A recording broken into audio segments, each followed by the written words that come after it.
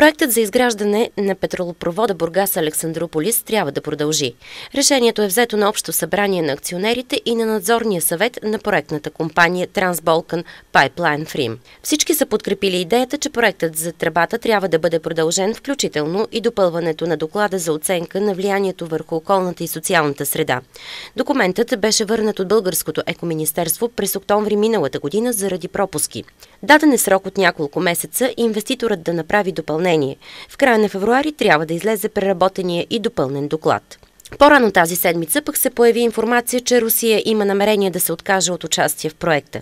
От Транснефт внесоха яснота, че няма да се отказват, а само ще намалят разходите по него. Ще бъдат направени съкращения на щатния персонал, както и намаление на заплатите и организационните разходи. От българското правителство пък се аргументираха, че никой официално не е изпратила информация за намеренията на руснаците. Руската компания изнесе данни, че дългът на България по проекта възлиза на 7,3 милиарда евро, а на Гърция 1,269 милиарда евро.